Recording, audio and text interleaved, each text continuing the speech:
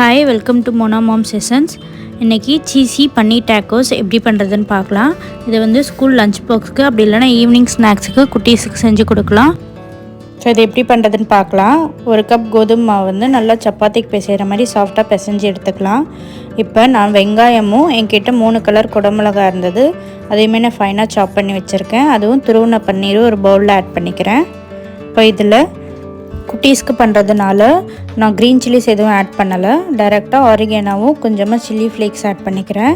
இப்போ தேவையான அளவு உப்பு சேர்த்துட்டு நல்லா மிக்ஸ் பண்ணி விட்டுக்கலாம். இப்போ இதில் நான் ஒரு 1/4 கப்புக்கு டைஸ்டு மொசரல்லா சீஸ் எடுத்திருக்கேன். சப்போஸ் உங்ககிட்ட வந்து சீஸ் க்யூப் தான் இருக்குது, அதை வந்து நீங்கள் துருவி சேர்த்துக்கலாம்.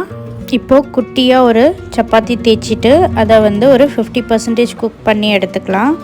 ஸோ இந்த மாதிரி தவாவில் 2 சைடும் ஃப்ளிப் பண்ணிவிட்டு ஒரு 50% குக் ஆனதுக்கப்புறமா ஒரு பிளேட்டில் மாற்றிட்டு நான் வந்து கெச்சப் ஸ்ப்ரெட் பண்ணியிருக்கேன்.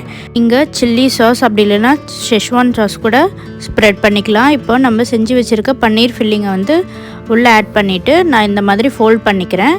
இப்போ ஒரு பேனில் கீ அப்படி இல்லைன்னா பட்டர் அப்ளை பண்ணிவிட்டு நம்ம ஃபோல்ட் பண்ணி வச்சுருக்கிற உள்ளே சேர்த்துட்டு நல்லா 2 சைடும் கோல்டன் ப்ரௌனில் கிறிஸ்பியாக ஆகிற வரைக்கும் நான் வந்து ஃப்ரை பண்ணி எடுத்துக்கிறேன்.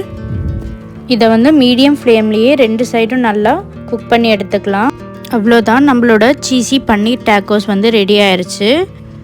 இதை குட்டி குட்டியாக கட் பண்ணிவிட்டு லஞ்ச் பாக்ஸில் கூட பேக் பண்ணி கொடுக்கலாம்.